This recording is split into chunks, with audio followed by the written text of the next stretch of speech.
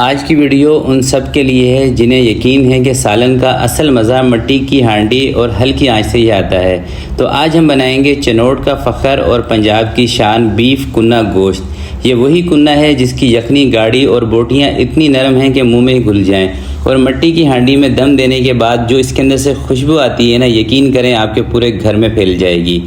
ये आम सालन नहीं है भाई, ये सब्र का खाना है। 2 से 3 घंटे या 4 घंटों में भी ये बनता है। देसी मसाले, हांडी का जादू, यही असल कुन्ना है। तो आज मैं आपको असल चनोटी ढाबे वाला तरीका बताऊंगा। ना कोई इसमें शॉर्टकट होगा, ना कोई मिलावट होगी।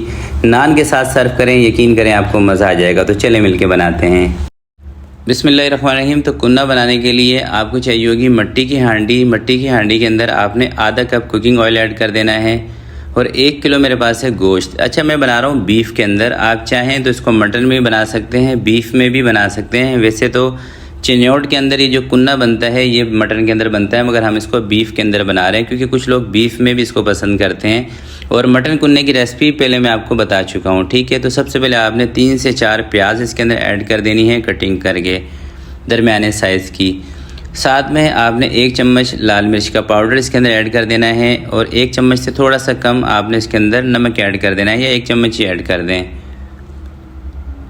धनिया कूटा हुआ इसके अंदर आपने 1.5 चम्मच ऐड कर देना है। कुन्ने के अंदर ना बहुत ज़्यादा मसालों का इस्तेमाल नहीं किया जाता।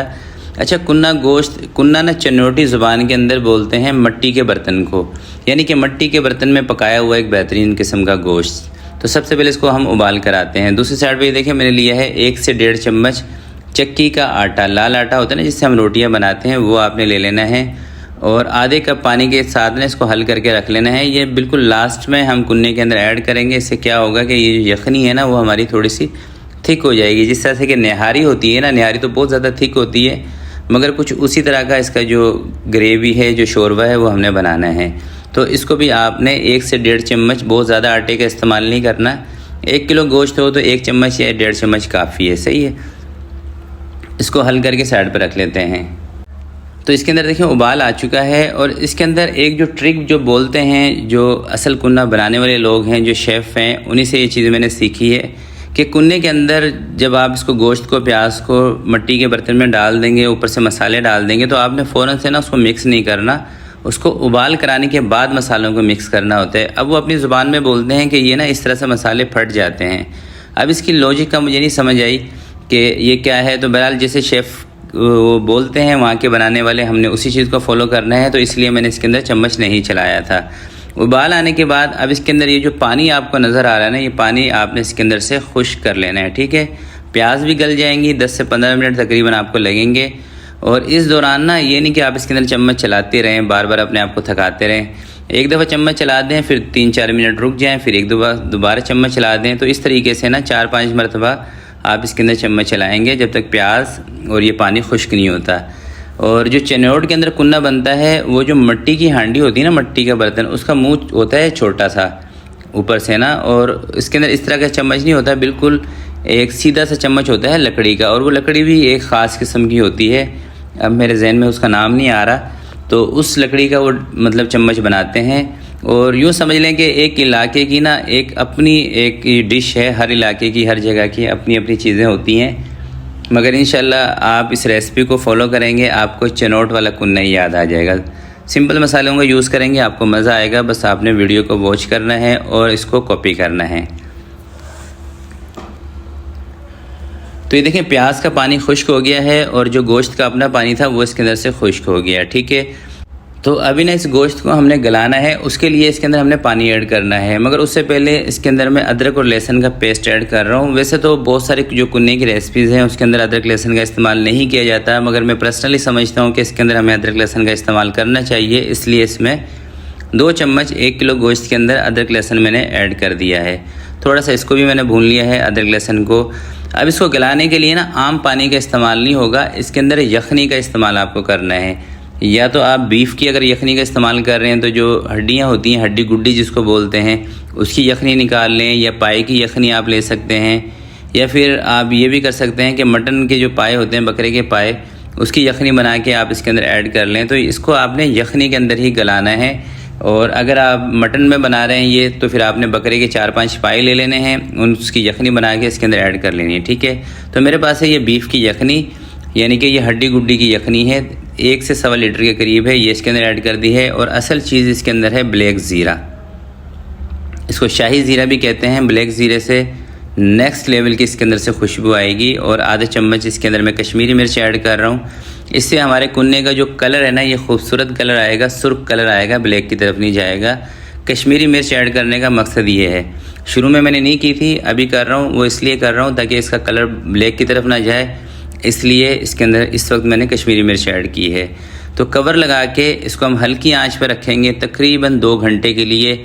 आंच इतनी होगी कि बस दम से हल्का सा फ्लेम ऊपर होगा। तकरीबन 2 से 2.5 घंटे इसको पकाते हैं, फिर मैं आपको दिखाता हूँ। तकरीबन 2.5 घंटे के बाद जब आप कवर हटाएंगे ना, अच्छा बीच में भी एक मरतबा मैंने इसको चेक किया था, आपने ये नहीं करना कि 2.5 घंटे तक इसको भूल ही जाएँ। बीच में एक मरतबा आपने इसको लाजमी चेक करना है ताकि पानी की कंडीशन आप देख सकें। अगर पानी कम हो गया हो तो यखनी या पानी थोड़ा सा आप इसमें और ऐड कर सकते हैं। अब गोश्त हमारा गल गया है, तो अब आपने क्या करना है कि जो आटा हमने घोल के रखा था ना पानी के अंदर, वो उठा के इसके अंदर ऐड कर देना है। अच्छे तरीके से इसके अंदर चम्मच चला देना है और फ्लेम दोबारा से आपने दम वाला कर देना है, ठीक है। दम वाले फ्लेम पे 15 से 20 मिनट आटे के साथ आपने इसको पकाना है। फ्लेम तेज़ होगा तो इस वक्त ना ये गोश्त आपका नीचे लग जाएगा, ये मेरी बात याद रखिएगा, क्योंकि गोश्त इस टाइम पे आके ना बेहतरीन गल चुका होता है। ज़रा सा भी चूल्हा तेज़ करेंगे तो गोश्त आपका नीचे लग जाएगा। आटा डाल के सिर्फ आपने 15 से 20 मिनट इसका फ्लेम दम वाला रखना है बस।